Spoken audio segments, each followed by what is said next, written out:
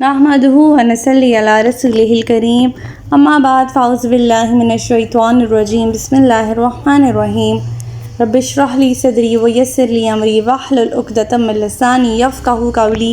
अस्सलामु अलैकुम व रहमतुल्लाहि व बरकातुहू।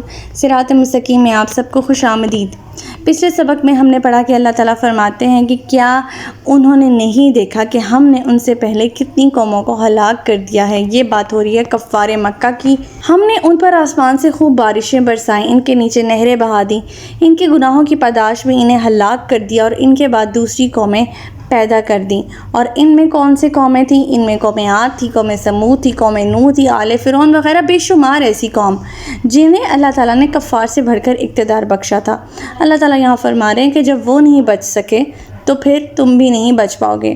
फिर अल्लाह ताला फरमाते हैं कि अगर हम कागज़ पर लिखी हुई किताब आप पर उतारते भी तो भी अगर उस किताब को हाथों से छू लेते फिर भी ये लोग कुफ्र करते, यही कहते कि ये तो साफ़ जादू है।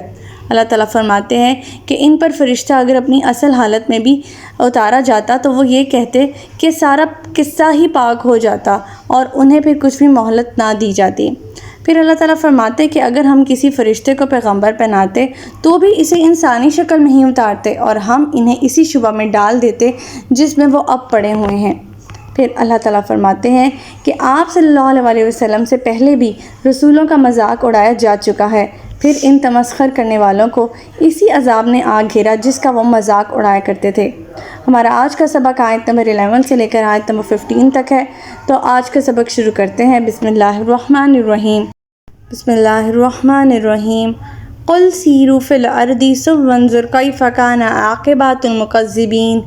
आप इनसे कहिए कि ज़रा ज़मीन में चल फिर कर देखो कि इन झुटलाने वालों का क्या अंजाम हुआ। यानी जो पिछले सबक में हम लोगों ने कौमें पढ़ी थी, कौमें आद, कौमें समूद और आले फ़िरौन वग़ैरह, इन तबाहशुदा कौमों के आसार को निगाह इब्रत से देखो तो हकीकत हाल हम पे ज़ाहिर हो जाएगी कि हम इस नतीजे पे पहुँचेंगे कि इन तबाहशुदा कौमों में से जो बात बहुत कॉमन है वो ये कि वो अल्लाह की नाफरमान कौम थे, सरकश कौम थे, बदअहद थे, अल्लाह और उसके रसूल की तकज़ीब करने वाले थे और रसूलों का मजाक उड़ाने वाले थे। अल्लाह ताला फरमाते हैं कि ज़रा देखो कि इन झुटलाने वालों का क्या अंजाम हुआ है। आयत नंबर 12। कुल लिमन मा फिस समावाति वल अर्द कुल लिल्लाहि कतबा अला नफ्सिहिर रहमा ला यजमअन्नकुम इला यौमिल क़ियामति ला रैब फ़ीह अल्लज़ीना खासिरू अनफुसहुम फ़हुम ला युमिनून। आप इनसे पूछिए कि जो कुछ आसमानों और ज़मीन में है वो किसका है। आप कह दीजिए कि सब कुछ अल्लाह ही का है, इसने अपने आप पर रहमत को लासिम कर लिया है।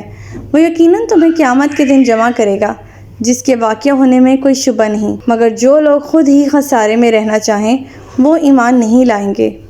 इस सवाल का जवाब अल्लाह ताला ने खुद ही दे दिया। वो सवाल क्या है कि जो कुछ आसमानों और ज़मीनों में है वो किसका है। मुश्रिकीन इस सवाल का जवाब नहीं देना चाहते थे। वजह ये थी कि ये लोग अकीदतन इस बात के कायल थे कि हर चीज़ का मालिक अल्लाह ताला है।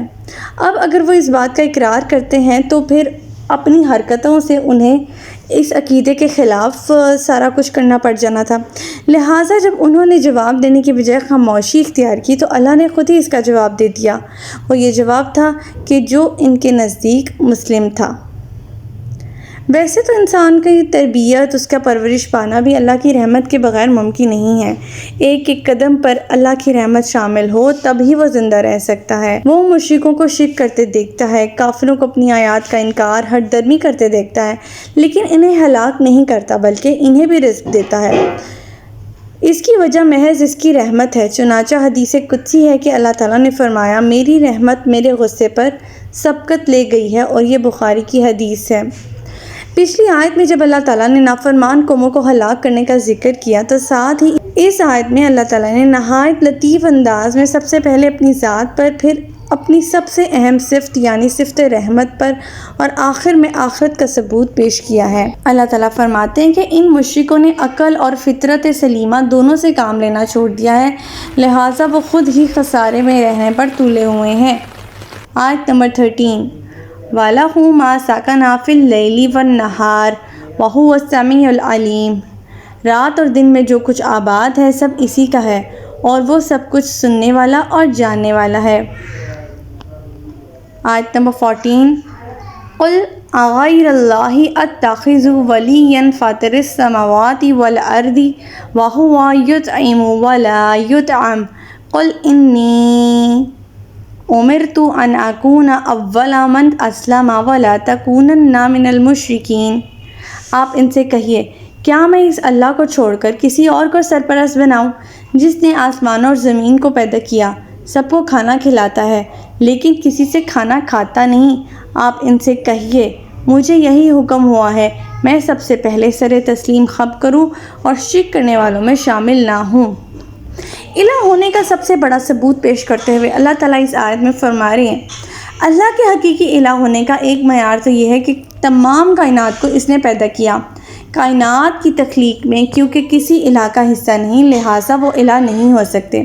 دوسرا معیار وہ یہ کہ وہ سب کو کھانا کھلاتا ہے لیکن خود کسی سے نہیں کھاتا۔ اس کے دو مطلب ہیں، ایک یہ کہ جو کھانا کھاتا ہے وہ کبھی الہ نہیں ہو سکتا کیونکہ وہ کھانے کا محتاج ہے، اور اللہ کھانے کا محتاج نہیں۔ اس کا دوسرا مطلب یہ ہے کہ سب لوگ کھانے تک کے لیے اس کے محتاج ہیں، یعنی جو محتاج ہے وہ الہ نہیں ہو سکتا۔ حقیقی الہ وہی ہے جو کسی کا محتاج نہ ہو۔ اب دیکھیے مشرکوں کو، جن کو اپنا خدا انہوں نے بنا رکھا ہے، وہ ان بندوں کو رزق دینے کی بجائے الٹا ان سے رزق لینے کے محتاج ہے۔ کوئی ٹیکس اور نذرانے دیتا ہے، کسی صاحب قبر کی شان میں جو ہے وہ چادریں بچھائی جاتی ہیں، کھانے بانٹے جاتے ہیں۔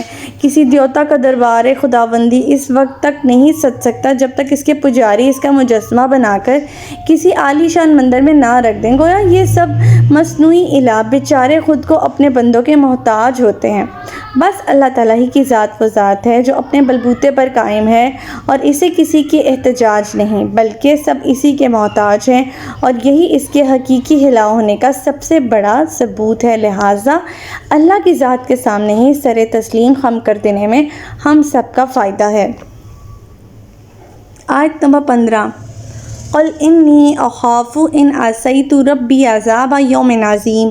نیز آپ کہیے، اگر میں اپنے پروردگار کی نافرمانی کروں تو میں بڑے دن کے عذاب سے ڈرتا ہوں۔ رسول اللہ کی ذات سے اللہ کی نافرمانی ہونا ناممکن ہے۔ دراصل یہ دوسرے لوگوں کو تنبیہ کی جا رہی ہے، اگر رسول بھی اللہ کی نافرمانی کرے تو قیامت کے دن اس سے بھی باز پرس ہو سکتی ہے۔ پھر دوسرے لوگ اپنا انجام خود بخود سوچ لیں، سیلف انالیسس کریں، سیلف اسیسمنٹ کریں کہ آپ کہاں سٹینڈ کرتے ہیں۔ جب رسول یہاں پہ فرما رہے ہیں کہ وہ بھی اپنے پروردگار کی نافرمانی کرنے سے ڈرتے ہیں اور انہیں ڈر ہے کہ اگر وہ کہیں نافرمانی کریں تو قیامت کے عذاب سے وہ انہیں بھی ڈر لگتا ہے، تو پھر ہم انسان کس کھیت کے مولی ہیں؟ کیا ہمیں اپنا جائزہ نہیں لینا چاہیے؟ ہمیں اپنا سیلف انالیسس نہیں کرنا چاہیے کہ ہم کہاں ہیں؟ رسول تو وہ ذات ہے جو معصوم ہے، ان سے کبھی کوئی گناہ مرتکب ہو ہی نہیں سکتا۔ اللہ تعالیٰ کے چنے ہوئے بندے ہوتے ہیں۔ جب وہ اللہ تعالیٰ سے اس قدر خوف کر رہے ہیں، وہ ڈر رہے ہیں، تقویٰ کر رہے ہیں اللہ کا، تو ہم کیوں نہیں؟ ہم کن خماریوں میں ہیں، ہمیں کن جو سیلف obsessed بنے ہوئے ہیں ہم، کہ ہم تو بس جنت میں ہی جائیں گے۔ اور ٹھیک ہے، اللہ کی رحمت سے امید رکھنا is one thing، لیکن سب کچھ ہی اس امید پہ رکھنا اور آخرت کے دن کے لیے کوئی تیاری نہ کرنا is not a good thing۔ تو اپنے اعمال کو زیرو جانتے ہوئے آخرت کے لیے کنٹینیوسلی کوشش کرنی چاہیے، کیونکہ انسان کے لیے وہی کچھ ہے جس کے لیے وہ کوشش کرتا ہے۔ تو ہمارا آج کا سبق یہیں تک تھا۔ اللہ تعالیٰ سے دعا ہے کہ اللہ تعالیٰ قرآن پاک کے احکامات پر ہمیں عمل پیرا ہونے کی توفیق عطا فرمائے۔ اللہ پاک ہمیں ہدایت دے کہ جس کے بعد گمراہی نہ ہو۔ ربنا لا تزغ قلوبنا بعد إذ هديتنا وهب لنا من لدنك رحمة إنك أنت الوهاب۔ سبحانك اللهم وبحمدك نشهد أن لا إله إلا أنت أستغفرك وأتوب إليك۔ السلام علیکم ورحمۃ اللہ وبرکاتہ۔